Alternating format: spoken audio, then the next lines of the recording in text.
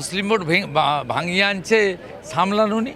মমতা ব্যানার্জি ঘোষণা করে দিক যে আমি বাবরি মসজিদের পক্ষে, এলে ঝামেলা মিটে যাবে, হুমায়ুন আর মমতা এক হয়ে যাবে। লড়াইটা তো বাবরি মসজিদ তৈরি করাকে কেন্দ্র করে।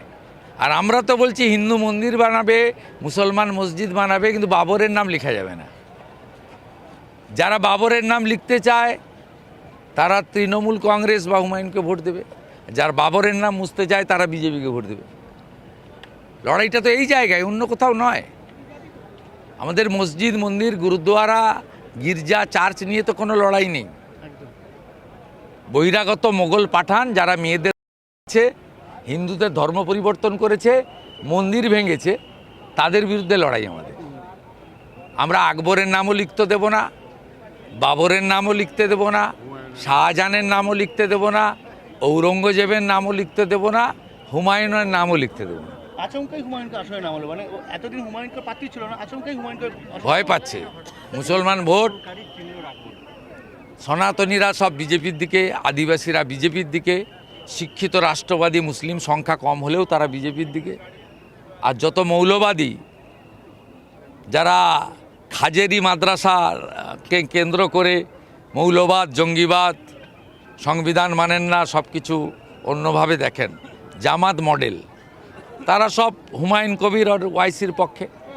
হুমায়ুন বলছে আমার ডেপুটি সিএম চাই মুসলমান, আর আসাউদ্দিন ওয়াইসি বলছে আমার মুসলমান মুখ্যমন্ত্রী চাই। আমি এদের বলবো এসব প্রেস কনফারেন্স না করে এরা বাবরি মসজিদ মমতা ব্যানার্জি দাঁড়িয়ে থেকে তৈরি করবে, এটা ঘোষণা করে দিলেই তো হুমায়ুনের পার্টি আর তৃণমূল কংগ্রেস, মুসলিম লীগ 2 এবং 3 মার্চ করে যাবে।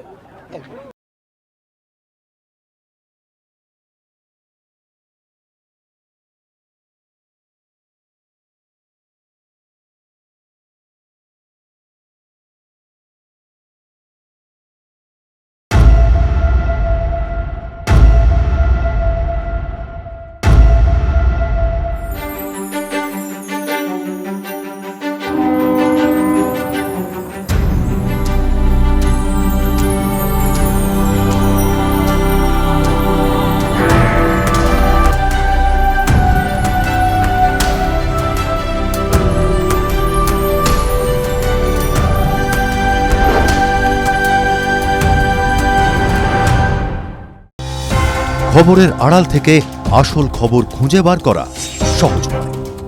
রথী মহারথীদের মনের কথা বোঝা সহজ নয়। ঠান্ডা মাথায় কার্যকারণ বিশ্লেষণ করা সহজ নয়। শোরগোলের মাঝে দাঁড়িয়ে সত্যি কথা বলাটা সহজ নয়।